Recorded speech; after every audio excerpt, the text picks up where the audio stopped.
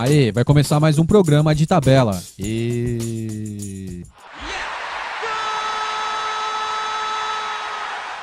Sim, senhoras e senhores, chegamos. Terceira edição do programa de tabela desse ano.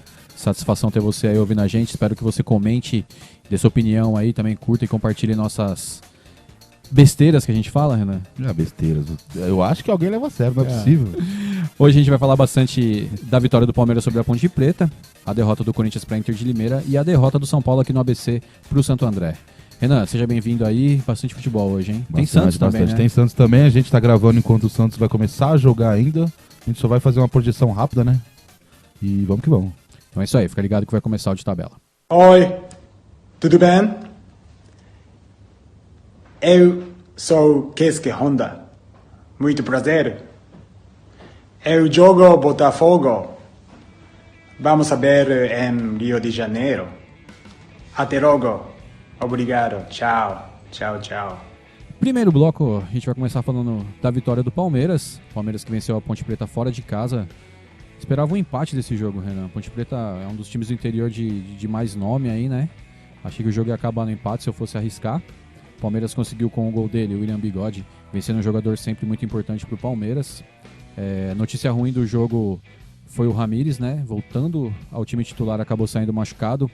E ainda assim, se dá para compensar um pouco, o Patrick de Paula, que entrou no lugar dele, fez uma boa partida.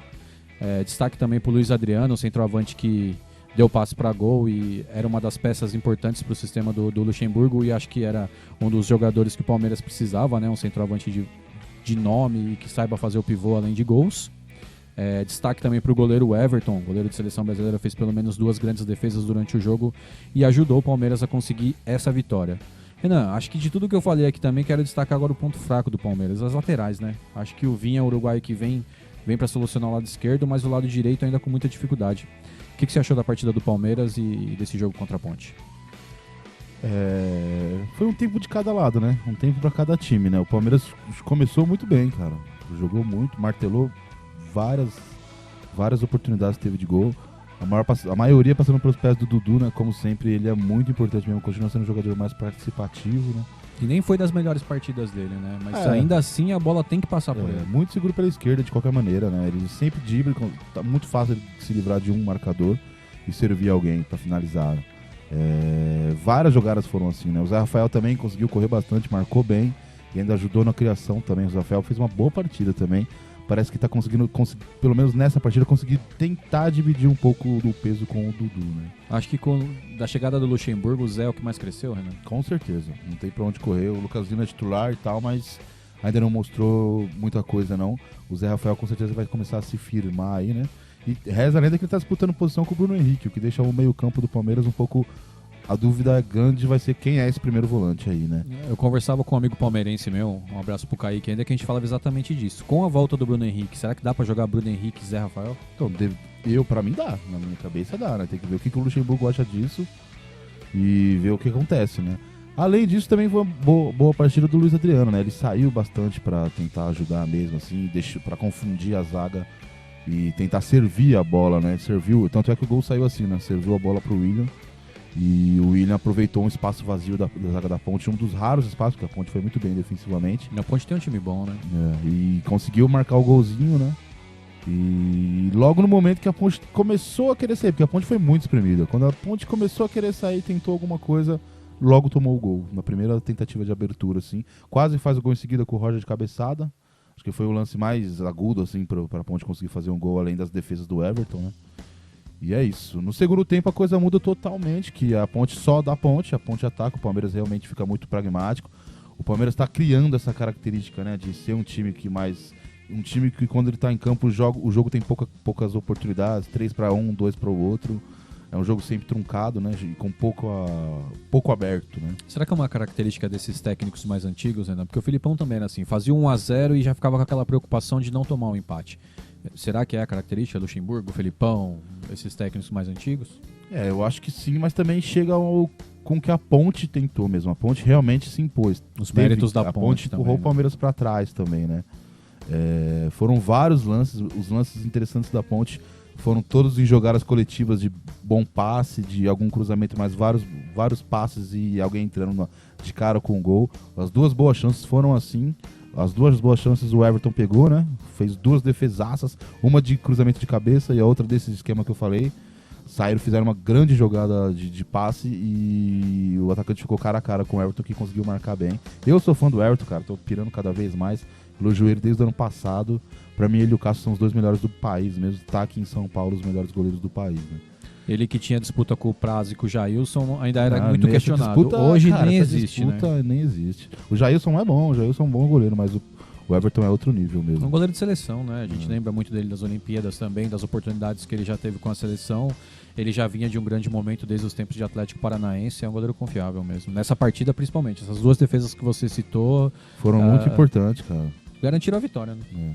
E a postura dele mesmo, ele sempre tá esperto, sempre tá ligado, ele não erra, dá bons passes, sabe? É um goleiro completo, é alto, né? Experiente. É rápido, é um goleiro bem completinho, cara. Eu realmente gosto muito dele. Pra mim o problema mesmo é as laterais, do jeito que você falou.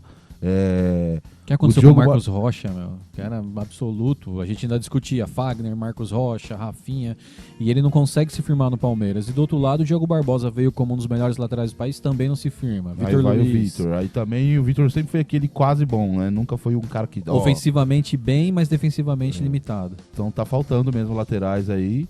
Tem essa grande questão do primeiro volante. Quem vai ser o primeiro volante do Palmeiras, né?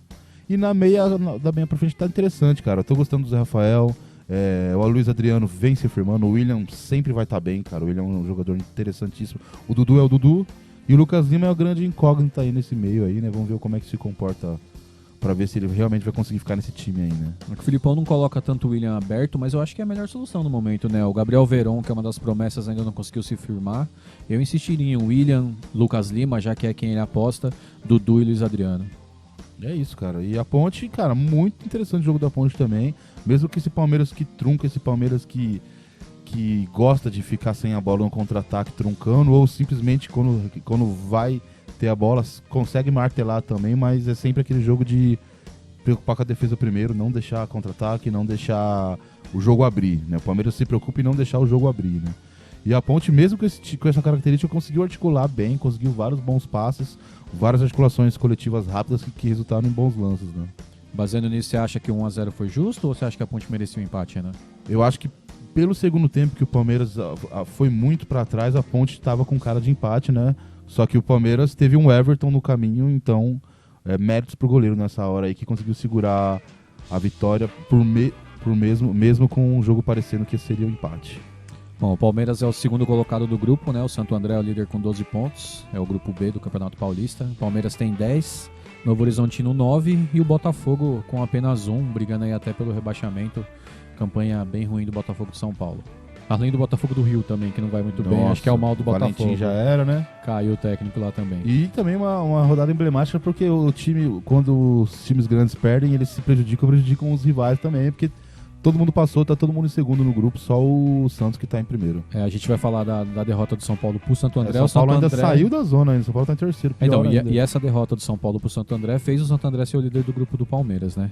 Próximo jogo do Palmeiras é domingo às 16 contra o Mirassol. Duelo emblemático também, né? Tem aquela goleada no passado, mas deve dar Palmeiras, não? O Mirassol faz um bom campeonato. Mas deve dar Palmeiras, né? A gente imagina que deve dar Palmeiras. O jogo é lá em Mirassol? Não, manda do Palmeiras. Então eu ia falar que de repente um empate, mas com certeza Palmeiras. Então. O Mirassol faz um bom campeonato, mas segundo o Renan, então, vai dar Palmeiras, hein? Depois vocês cobrem no programa da semana que vem. Agora a gente vai falar do Corinthians. Corinthians que também perdeu para a Inter de Limeira, jogando em casa. Time muito modificado, né? O Thiago Nunes aproveitando para fazer algumas experiências para Libertadores. Será que achou alguma coisa, Renan? Você vai falar pra gente aí. Bom, time modificado, dá para destacar também uma coisa que eu até comento com o Renan e com o pessoal aqui do programa, que eu acho que o Cantillo vai ser um jogador muito importante. Fez uma boa partida, mas o gol sai de um erro dele, né? Então você tira um pouquinho dos pontos dele, mas eu acho que a questão de se ambientar e também, né? O time modificado dá para dar um desconto. Fiquei muito decepcionado, Renan, apontando a partida também com a dupla de zaga, né? O Bruno Mendes vem aí testando e a gente sempre naquela expectativa dele ser o parceiro do Gil, já que o Pedro Henrique também não vem convencendo, mas eu achei a dupla de zaga também não foi bem. E quero ouvir de você dessa partida e no finalzinho saber um pouquinho do que a gente pode esperar para a Libertadores. Beleza, eu vou deixar essa dupla de zaga por último aí, que é realmente o que eu queria falar. E não da dupla de zaga, mas da dupla de lateral, junto com a dupla de zaga. Também, né? Mas enfim, o jogo foi no desenho de sempre, cara. Corinthians em cima, indo pro ataque desde o começo. Mostrou repertório, velho. O jogo passado tava muito centralizado, né? Centralizava demais e a queixa foi essa. Que esbarrava demais no cone ali do basquete, no cone da área, né? Então até mostrou esse repertório, cara. Fez jogada pelos lados, fez cruzamento, bola longa pra virar o jogo. Bons chutes de fora da área, Everaldo, Matheus Vital, né? Então, mas a bola não entrou, né? A bola não entrou, então você percebe que falta esse ajuste fino ainda, esse último toque, sabe? Que não tem treinamento, toda aquela coisa, pouco tempo de Técnico novo, pouco tempo de trabalho. A intenção tá ótima, as coisas estão começando a acontecer, mas a jogada ainda não finaliza do jeito certo, ainda falta ajuste, sabe? Você acha que isso é mais do técnico ou do jogador? Né? Acho que é de tempo, né? De tempo. Os jogadores são bons, o técnico tem uma linha de raciocínio boa, mas também concordo que ele tem que ter um plano B e um plano C de movimentação ali, porque a movimentação dele tá muito parecida sempre, né? Os volantes sempre saindo com a bola, os laterais sempre muito agudo. Então isso também facilita. Tem que ter um outro tipo de movimentação, que é aquela coisa que também não dá tempo de treinar, então também não dá tempo de cobrar muito, né? Que a bola fica muito no cantígio pra sair, aí cada vez mais ele vai ser marcado, né? Cada Daqui a vez pouco mais. ganham essa ideia de que ele que é o cara da saída de bola. O jogo do Guarani passado, o cara da saída de bola era o Camacho, né? O Cantillo fazia uma distribuição mais ofensiva. Travaram o Camacho, né? Então é uma coisa que já tá marcada, né? Já estão sabendo como é que o Corinthians joga. E a Inter de Mineiro fechou certinho, velho. Se defendeu bem, foi pro ataque bem. Também fez boa jogada, só que na base da individualidade, né? O nome do jogo, Lucas Braga. Esse moleque nunca vi na minha vida. Não conhecia, mas fiquei impressionado, sabe? Deu muito trabalho, na primeira, quando o jogo ainda estava bem aberto, o Corinthians começou para frente, o time respondeu com ele puxou do lado direita, caiu pelo meio, se livrando da marcação de cara com o Cássio. O Cássio salvou a ficha ali, porque ele ia meter um golaço mesmo. E depois em dois lances seguidos, um que ele se livra da marcação e faz o cruzamento, o Bruno Mendes tira, né? E aí o lance do gol, que é o lance mais emblemático, assim, pra mim, que é o lance que eu queria detalhar bem, porque é o lance que eu detalhei bem no outro gol também, e é muito parecido, né? No gol da semana passada. Então mostra muito o que o Corinthians tem, sabe? O Cantillo, o cara da distribuição. Ele perde a bola no meio, acabou. Tem 3 caras atrás, entendeu? Só vai ter 3, velho. Serão os 2 zagueiros e ele que vai entrar na linha de 3. Que foi isso que aconteceu nesse jogo, foi isso que aconteceu no jogo passado com o Richard, que errou a cabeçada, né? Então fica 3 defensores só e o cara, qual que é o plano? Qual que é a tática? O que o Corinthians está sofrendo? O Corinthians vai fazer a saída de bola com os 2 volantes ou com um volante. Atrás só tem esses 2 defensores e perde a bola. Perde a bola, automaticamente o jogador já joga para alguma das laterais. Então já fica de um mano a mano com o zagueiro. Automaticamente, quase todos os lances, o ponta tá tentando driblar esse zagueiro que abre. Porque é o cara veloz que vai pra cima. E é o zagueiro que abre, e não é o lateral que tá lá. O zagueiro abre, se o ponta consegue se livrar desse marcador, fica mano a mano 2 contra 2. Porque não tem mais cobertura, né? E acabou a cobertura, entendeu? Então foi exatamente assim que o gol saiu novamente, né, mano? Você acha que nessa Pedro questão... o Pedro Henrique fica, e o Charles entra como centroavante. Em vez de seguir o cruzamento pro segundo pau, ele corta pro meio que nem um centroavante mesmo e ataca a bola, né? Vai em direção à bola. Faz a única coisa que o Bruno Mendes consegue fazer é tentar cortar no pé, porque não vai conseguir tirar o chute, né? Você acha que, como você falou assim, o Cantillo perde a bola, acaba deixando a defesa desprotegida. Você acha que nesse momento, as opções hoje são o Richard e o Gabriel? Você acha que o torcedor do Corinthians começa a pensar, não devia ter mandado o Ralf embora? Não, porque é na saída de bola, cara. O problema não é não ter volante pra fazer saída de bola. O problema é que os laterais já estão lá na frente faz tempo. Então, o momento que o Corinthians não pode perder a bola é o momento do volante sair a bola, entendeu? Esse é o momento chave a bola do tá jogo mais passando, defensivo né? do Corinthians. Seja pelo Cantillo, seja pelo Exatamente. O Cantillo fez essa saída, ele não erra. Ele errou, acabou. Tem 3 caras atrás. Ele entra na linha de trás. Ele fecha o primeiro pau. O Bruno Mendes fecha o segundo. O Pedro Henrique foi driblado lá na lateral esquerda, entendeu? E é igualzinho o gol que a gente comparou. Então é muito interessante como o Inter estava preparado para isso, entendeu? E fez isso e é evidente como o Corinthians ataca. Né? Identificou onde poderia ter a falha do Corinthians, jogou nessa bola e fez o gol aí, né? Exato, cara. Então, ou seja, o Corinthians só pode, se quiser jogar nessa tática, só pode se dar o luxo de perder a bola lá no terceiro terço do campo. Com se Luan, perder a bola no meio campo, Bocelli. Acabou. Exato. Entendi, Renan. E a Inter de Limeira muito bem, foi eficiente, cara. Segundo tempo, só a martelada, né, do Corinthians, O Corinthians continuou jogando bem, muita bola aérea pro Gustavo. Gustavo até que conseguiu dar boas cabeçadas, mas perdeu a principal, né, que foi um lance mais agudo ali, ele não conseguiu fazer. E Corinthians mostrou um pouco mais de repertório, dobrou marcação, dobrou a presença de área com o Wagner Love, colocou o Fagner no jogo, forçou cruzamento, forçou jogar continuou mostrando o repertório até o fim da partida, mas ainda faltou ajuste. Né? Tentou e não conseguiu, cara. Mas é muito interessante ver como o Corinthians vem tomando os gols. O Corinthians tá em segundo no grupo, né? Mais uma vez um Guarani na vida do Corinthians aí. O Guarani é o líder do grupo D com 8, o Corinthians tem 7, o Bragantino 5 e a Ferroviária 4. É um grupo bem disputado, hein, Renan? Vai dar trabalho pro Corinthians classificar se a gente começar a analisar friamente, né? O que você acha? Dá pro Corinthians chegar em primeiro ainda? O Corinthians tá a 1 ponto do Guarani, né? E ainda tá na metade do campeonato. Passando esse tempo de pré-Libertadores, a coisa fica um pouco mais focada, né? A tendência é que os 4 times de grandes, eles comecem a evoluir nessa segunda parte da primeira fase, né? Eu acho que tá tranquilo ainda pros 4 ainda. Mesmo o São Paulo em terceiro, acho que os 4 tá tranquilo ainda. Não tem muito o que se preocupar ainda, né? O próximo jogo do Corinthians é o clássico com o São Paulo no Morumbi, sábado às 19h. E, Renan, Corinthians, né, antes do clássico tem um jogo decisivo aí na quarta-feira contra o Guarani. Tem que reverter o resultado negativo de 1-0. Queria saber o que você espera dessa partida e se esse jogo, né, as mudanças que o Thiago Nunes fez contra a Inter, se dá para aproveitar alguém, se acha que alguém se destacou e merece uma chance. O que esperar desse jogo de volta tão tenso pro Corinthians? É difícil calcular porque tem um jogo mais importante do semestre antes, né? Então a gente não sabe o que vai sobrar pro final da semana, né? Eu acho que sempre vai ser motivo de motivação, porque se ganhando vai estar seguro, né? E se perder vai estar com fome, vai precisar dar uma resposta imediata pro São Paulo, né? Então de qualquer forma acredito que vai ser um jogo bem pegado, assim, acredito na vitória corintiana, sabe? 1-0 ali, 2-1 ali, acredito nisso. Pro né? clássico, né? Até porque vai ser um jogo que realmente vai dizer muito, porque vai pegar um time grande que também abre o jogo, que também quer ficar com a bola. Então vai ser um embate que quem é que vai ficar em contra-ataque? Quem é que vai ficar menos com a bola? Acredito que vai ser um embate bem interessante. E é o que o Thiago Nunes falou que gostaria de ver, né? Então acredito que é um jogo que vai ser, nesse sentido, um pouco mais fácil pro Corinthians, né? E pro meio de semana na Libertadores? Pro meio de semana na Libertadores é uma grande incógnita, né? Acho que é fácil o Corinthians conseguir passar. Dá pra meter 1-0, dá pra meter um 2-0 no Guarani aí. Mas tem que ficar muito esperto, que o time do Guarani jogou muito bem lá. Não adianta falar, Guarani do Paraguai. Não. O time bem organizado, bem arrumado, jogou muito bem lá. Tem que ver a característica do jogo, né? Não acho que vai vir totalmente trancado, que nem tá todo mundo imaginando. Você não acha? Não acho. Acho que ele surpreendeu no primeiro jogo, indo pra frente, né? Então acredito que ele vai tentar fazer isso em algum momento do jogo, provavelmente no começo do primeiro tempo ou do segundo. Ele vai ter esse momento de abertura, assim, sabe?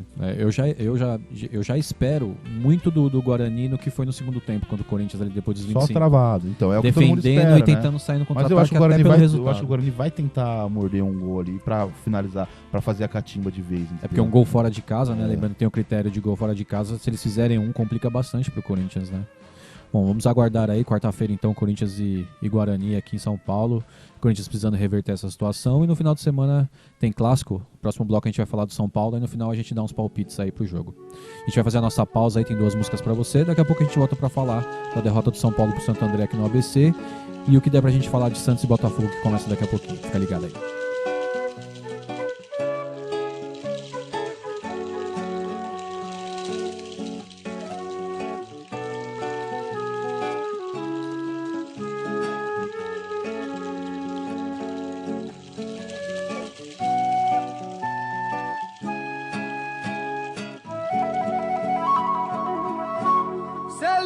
Como vento, oh, pra longe chegar,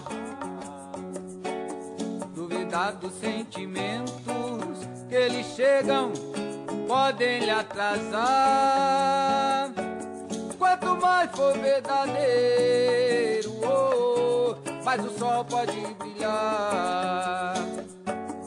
Chegou um novo tempo, oh, pra humanidade se encontrar. Chegou um novo tempo, oh, é a frequência natural.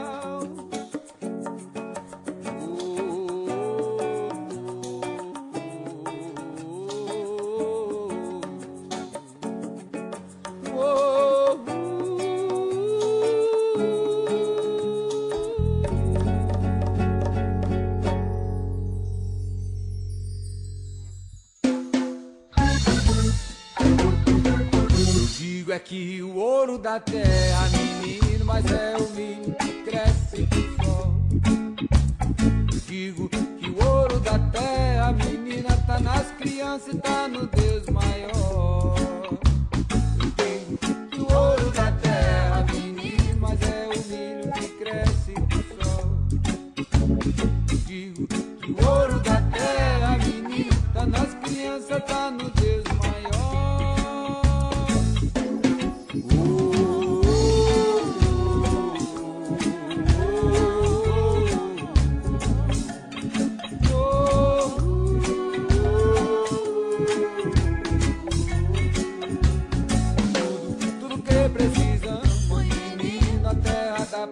sobreviver. Em vez de alimentar esse sujo sistema, plante as sementes, corram pra colher. Eu digo que o ouro da terra menino, mas é o milho que cresce no chão. Digo que o ouro da terra menino, tá nas crianças, tá no Deus maior.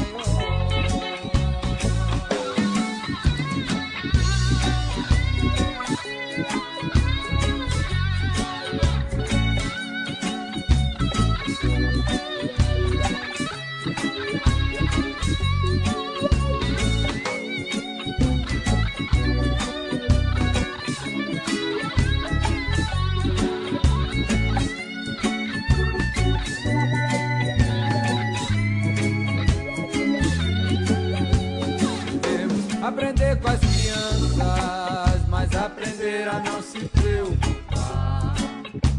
Devemos aprender com as crianças, reaprender pra ensinar. Devemos aprender com as crianças, manter pureza nesse caminhar. O ouro da terra, menina, ai, ai, ai, ai, ai. O ouro da terra, menina,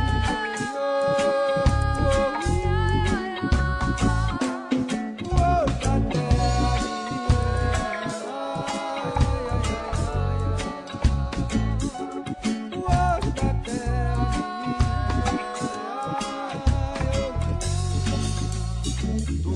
tudo que precisamos, menina, a terra dá para sobreviver.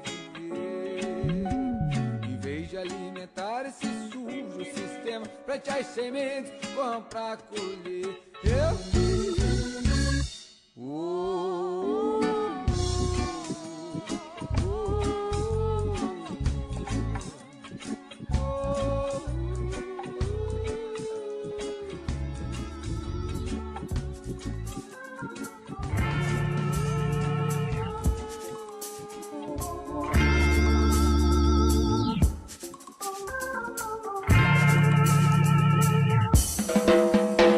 Condores sobrevoam minhas tranças, muitos até fingem entrar na dança e dão uma de que são amigos, mas não enxergam além do próprio umbigo. Vivem espreitando, esperando alguém estar fraco, ludibriam e depois empurram um buraco. Abutres, famintos de riqueza, homens desalmados que destroem a natureza. Quando o príncipe da luz aparecer, me diga, opressor, pra onde você vai correr? Abutres, famintos de riqueza, homens desalmados que destroem a natureza. Quando o príncipe da luz aparecer, me diga, opressor, pra onde você vai correr?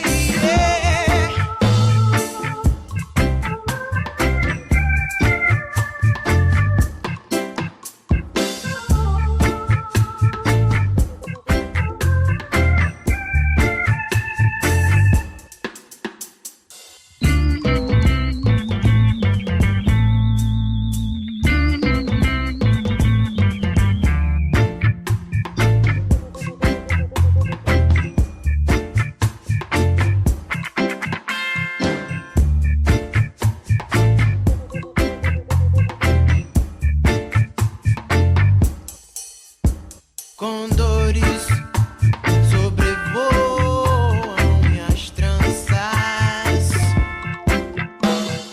muitos até fingem entrar na dança, dão uma de que são amigos, mas não enxergam além do próprio umbigo. Vivem espreitando, esperando alguém estar fraco, ludibriam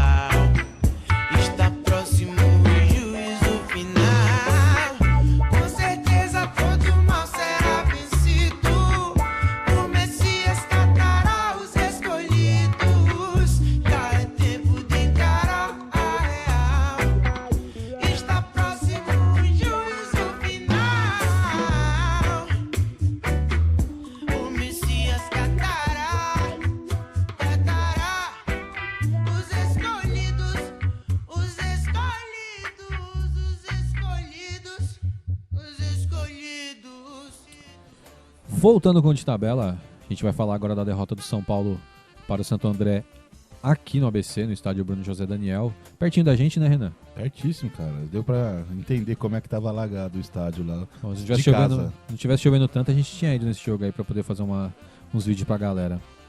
Mas enfim, Santo André venceu São Paulo 2-1, gols de Fernandinho e Dudu Vieira. São Paulo descontou com Daniel Alves de falta, né? A bola desviou na barreira. E, nossa, Renan, me chamou muita atenção o número de finalizações que o São Paulo teve na partida, mas o número de quantidades erradas, né? Muito chute a gol, mais de 20 finalizações, a maioria pra fora. São Paulo ainda, né, desde o começo do campeonato, tendo muitas dificuldades de finalizar, de concluir, de fazer o gol, né? A zaga também não foi muito bem. O Bruno Alves estava de fora e jogou Anderson Martins. Acho que fez muita falta pro time o Bruno Alves. Acho que é um dos zagueiros mais seguros do país também. E, Renan, quero ouvir de você o que você achou desse jogo aí, a vitória do Santo André. E a gente sabe que o próximo jogo do São Paulo é o clássico contra o Corinthians. A gente vai falar no finalzinho aí nossos palpites também. E o que esperar do São Paulo. São Paulo que pro clássico vai ter a volta do Antony e do Igor Gomes. Acho que é as duas boas notícias que o São Paulo tem para se preparar até lá. Renan, Santo André 2, São Paulo 1. Resumiu bem, cara. A chuva, né? A chuva foi um fator importante porque atrapalhou demais. A chuva no ABC aqui ontem foi muito forte. O campo tava com muita água, né? Não tem essa drenagem moderna. Atrapalhou bastante o jogo do São Paulo. A gente viu o Juan Franco, coitado. Eu lembro que o cara que tava narrando até falou, pô, o Juan Franco nunca viu isso na vida, né? E o jogo foi difícil mesmo pro lado dele e pro lado do São Paulo inteiro. Conforme o tempo foi passando, o São Paulo foi conseguindo ficar com a bola um pouco mais, conseguiu começar a rodear o campo de ataque ali, mas não teve nenhuma grande jogada efetiva, né? Chamou muita atenção o posicionamento do Pato com o Pablo, revezando a posição de centroavante mesmo em ponta, né? O Pato, quando não estava de centroavante, ele estava rodeando bastante pelo meio. Então foi uma movimentação bastante interessante, assim, diferente, né? Uma desobediência tática, né? Combinada. Mas você gostou disso aí, dessa mudança Não, cara, do Pablo com eu o não Pato? gostei por causa da referência de centroavante. Faltou um centroavante ali de referência, perdeu a referência do centroavante, né? E o Pablo de ponta não rende, corresponde, né? Não adianta. Ele é bom ali de costa, ali tentando ser um centroavante. Eu sei que ele já jogou assim no passado, né? Mas eu prefiro ele ainda tentando como centroavante, que não consegue ter sequência nunca, né? Agora que ele tá inteiro bastante, agora, deixa o cara ter a sequência que ele precisa agora, né? Mas enfim, o jogo foi difícil por isso, né? O São Paulo, apesar dessa rodeada que dava, não conseguia nenhum grande lance. O Santo André foi muito efetivo, né? No primeiro gol, na sobra do cruzamento ali. Foi muito mérito pro Fernandinho, que dominou com um pé e chutou com o outro, sem impulso. Um gol muito bem feito, sabe? Muito mérito pra ele, não deu chance pro Thiago Vô. O São Paulo até conseguiu, né, a bola na trave do Hernandes na sequência, mas o goleiro dá uma desviadinha, né? Ela bate na trave. Cara, mas o Santo André subiu de novo e fez outro gol de novo, né? E esse foi interessante, por quê? Porque o Arboleda estava um pouco adiantado e o Reinaldo estava bastante atrasado. Falha do sistema defensivo. Falha do sistema defensivo. Na hora do cruzamento, o atacante do lado direito, ele correu, ele estava sendo marcado pelo Anderson Martins, mas ele correu em direção ao primeiro pau do Arboleda. Já levou um zagueiro com ele. O Anderson Martins teve que acompanhar. Esse buraco abriu mais ou menos do jeito que a gente explicou do Corinthians no bloco passado. E o Reinaldo, mas aí o Reinaldo tava lá para acompanhar. O Reinaldo não acompanhou e teve esse espaço, né, vago. A dupla falha ali, né, dupla do lateral e da zaga também. E o cara fez o gol de barriga lá. E aí acabou com a chance do São Paulo, né? A partir daí foi só São Paulo mesmo, martela.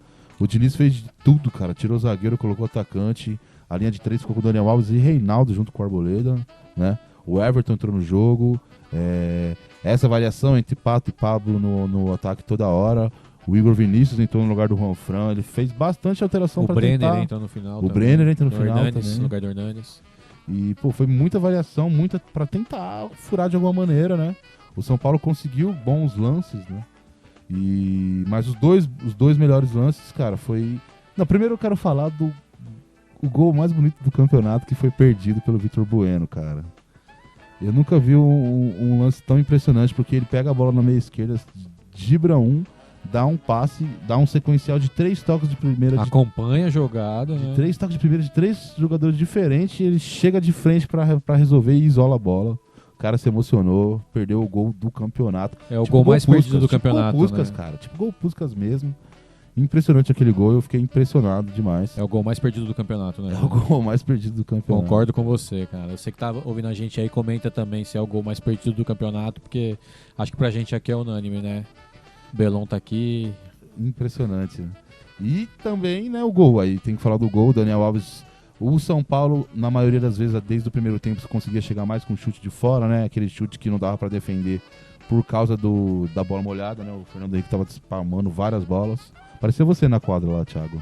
Spamando a bola de lado, assim, ó, sabe? Mas você falou que o Fernando Henrique foi bem no jogo. Não, então... mas você spamou assim com a bola seca, né? Ele não teve alternativa, ele tinha que spamar É que eu daquele não jeito sou mesmo. Homem-Aranha, eu não consigo. E o Daniel Alves se aproveitou disso, ligeiro, né? Essa movimentação do Daniel Alves pra finalizar. E fez o gol.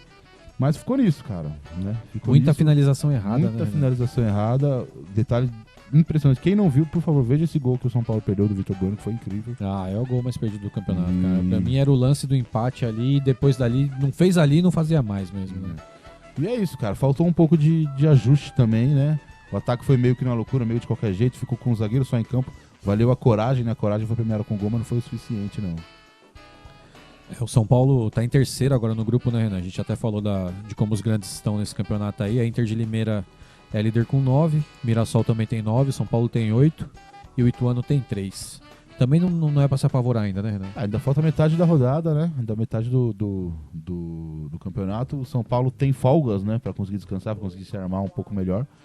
Tem um clássico pela frente que se vier uma derrota, pode ser que aumente um pouco a pressão, né? Porque se o São Paulo é derrotado, o Mirassol e a Inter de Limeira empatam ou ganham, já estica um pouco mais o placar, né? Um pouco mais a pontuação. E aí fica um pouco mais difícil, rola uma pressão a mais. Mas mesmo assim, eu ainda tô tranquilo em relação a isso. Eu acho que os 4 times grandes conseguem passar com facilidade ainda. Você falou que o próximo jogo do São Paulo é o clássico contra o Corinthians no Morumbi. O Corinthians tem um jogo decisivo no meio de semana, né? Acho que muito do que acontecer na quarta-feira deve influenciar no clássico. Já o São Paulo vai ter a semana para treinar. Vamos àqueles nossos famosos palpites, né? O que você acha que vai ser esse jogo São Paulo e Eu Corinthians? chuto 2-1 Corinthians, cara. Eu acho que vai ter esse fator. O Corinthians ou vai vir tendo que dar uma resposta por algum problema no meio da semana, ou vai vir motivado pelo meio da semana, né? Vai jogar em casa, acredito vitória do Corinthians 2-1 aí. Um bom jogo, né? Imagino eu, um jogo aberto com os dois times querendo a bola. Você acha que se o Corinthians vencer no meio de semana, existe alguma possibilidade do Thiago Nunes poupar? Eu acho que não, porque já foi poupado nessa semana, né? Com certeza ele vai continuar nos seguindo no discurso de só se tiver algum problema de lesão. Ele vai usar esse discurso aí e com certeza ele não vai ter nenhum... Até porque é um clássico, né, cara? Se poupa pra jogar um clássico, se poupa pra jogar uma fase eliminatória. Essa semana do Corinthians foi mal, né? Foi muito mal. Foram 2 resultados negativos com vários jogadores sendo poupados. Então agora a tendência é que nessa próxima semana que seja a resposta aí com força total, né? Bom, eu vou inverter o palpite do Renan, acho que é 2-1 também, mas acho que é 2-1 pro São Paulo.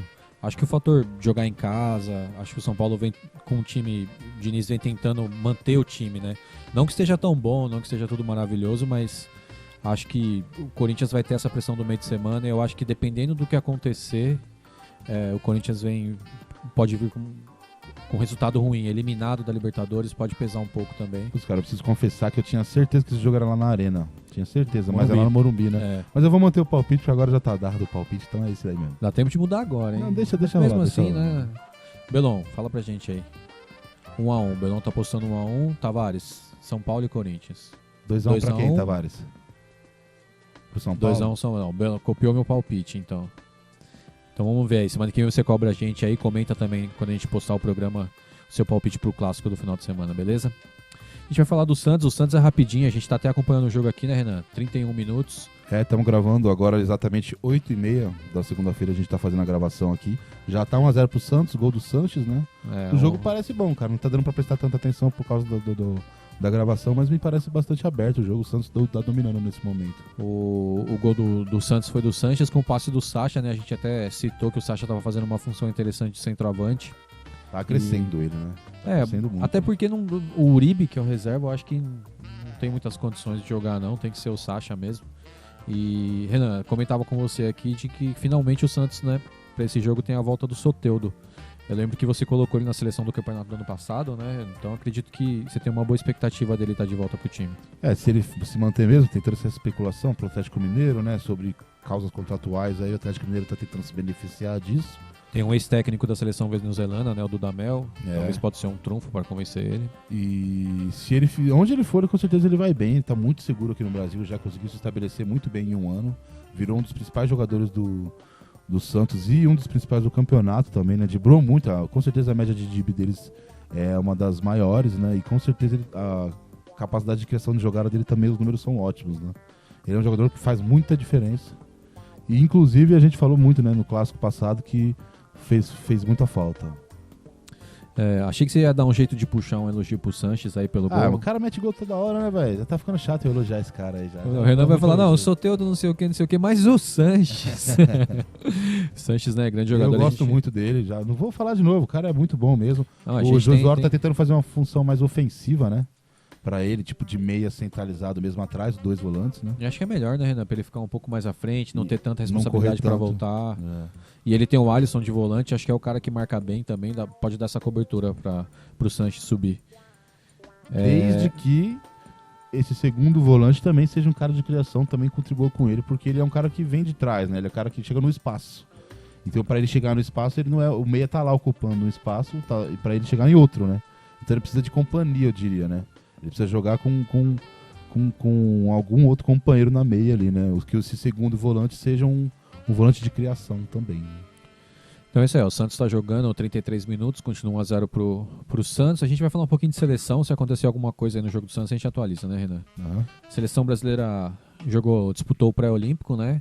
Valendo vaga aí para as Olimpíadas de Tóquio e conseguiu vencer a Argentina, nossa rival aí sul-americana, por 3-0, algumas mudanças do Jardine, né? O Antony perdeu a vaga e o Renier foi um dos titulares. E destaque também pro centroavante, né, Renan? O menino vem fazendo gol aí no Matheus Cunha. A gente não tem muita referência de centroavante hoje em dia e o menino fazendo gol e o Brasil classificado para as Olimpíadas, Renan. Cara, o Matheus Cunha tá sendo meio que o nome da campanha, né? O time teve que mudar, acabou sobrando pro Antony nessa rodada. O Antony foi pro banco pro Pedrinho, Paulinho, né? Pro Paulinho que tava jogando de ponta esquerda jogar junto com o centroavante, e o Renier entrar de meia esquerda junto com o Pedrinho de meia direita. Justo, né? Também, né? O Renier, muito bom jogador, né? Desde os tempos de Flamengo, agora que ele tá no Real, mas merecida também a entrada dele no time. E deu efeito, né? Deu um efeito porque tava faltando criação do time mesmo. O time tava mais pragmático. O Pedrinho conseguiu quebrar a linha muito bem no primeiro gol, deu um passe muito lindo. Caramelado na manteiga. Pro Paulinho. A partir daí o jogo abriu. Né, o Matheus Cunha conseguiu pressionar na defesa ali no segundo gol, né? E o terceiro gol foi uma jogadinha construída já, o time já estava mais confortável em campo. O Pedrinho até sumido pela direita, o jogo era muito pela esquerda com o Renier, né? E o Paulinho também ajudava muito, jogando de segundo. Paulinho, outro grande jogador da Grande jogador, muito interessantíssimo, né? Nossa, muito interessante. A dupla de ataque brasileira é muito interessante. Tem meia, tem lá o PP no banco, tem o Antony, tem o Renier, tem o Pedrinho, tem muitos jogadores. Sabe outro cara que eu sou fã desse time aí? O Bruno Guimarães, cara. Desde o campeonato do Atlético Paranaense, ele que já vai pro exterior, né? Nem volta pra cá, mas outro que também controla bem o meio de campo, jogador inteligente, moderno. Interessantíssimo para os times da Europa amadurecer esse jogador aí e vale a pena ficar de olho no. E os dois laterais, eu gosto muito do Guga, sempre gostei do Guga do Atlético Mineiro. E o Caio Henrique, né, que é um dos grandes laterais do ano passado, cara. Agora tá no Grêmio, né, era do Fluminense, e agora tá no Grêmio para disputar a posição lá. Todos os jogadores já com alguma experiência mesmo, titulares dos seus times, né. Interessante demais essa seleção. Vamos ver como é que vem para as Olimpíadas. Talvez seja até interessante nem colocar ninguém de mais de 23 não, porque ainda tem Gabriel Jesus, né? Ainda tem Vinícius Júnior, ainda tem Rodrigo, Militão. Ainda tem Militão. E tem mais algum nome que a gente tá esquecendo. Não, tem várias opções mesmo que a gente ainda comentou. Além desses jogadores, cara. Ou seja, é um time muito poderoso. Mas acredito que devia manter esse time aí, que foi o time que conseguiu a classificação.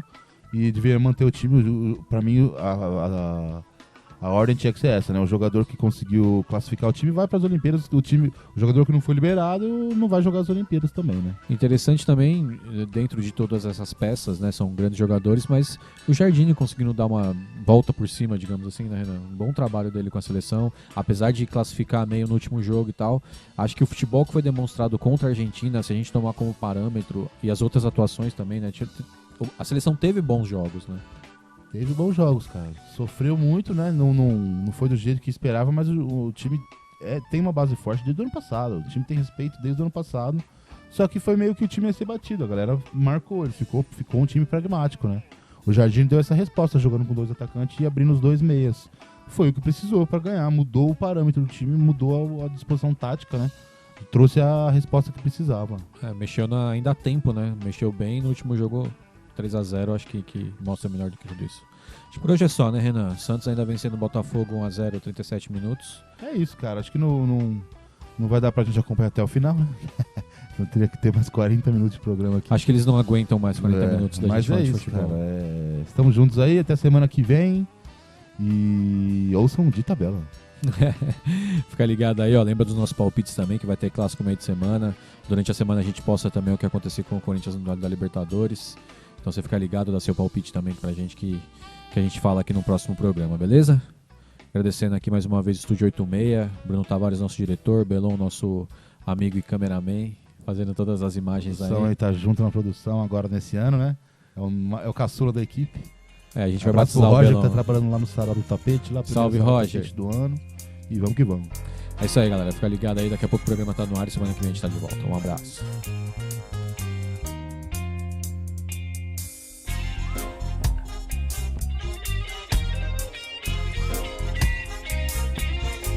Não precisamos da sua hipocrisia. Não precisamos ouvir e ver mentiras. Por que nos tratam assim? Por que nos tratam assim? Não está certo o jeito que nos levam. Não está certo como nos governam.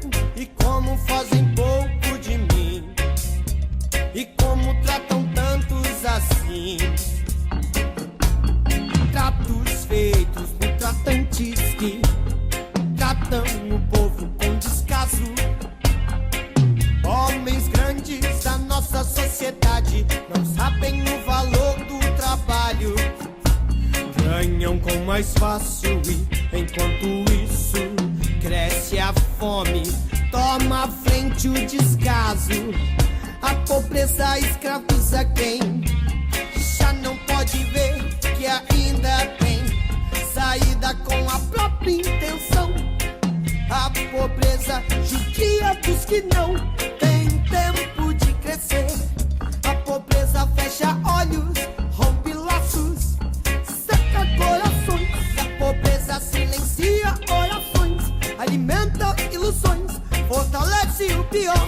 A pobreza, ela diminui o maior e predomina sempre o predador, sempre o ego contra o amor. Carnificina pelo dinheiro, interesses caros que custam um país inteiro. Por que nos tratam assim? Por que nos tratam assim? Nós não precisamos da sua hipocrisia. Não precisamos ouvir e ver mentiras. Por que nos tratam assim? Por que nos tratam assim?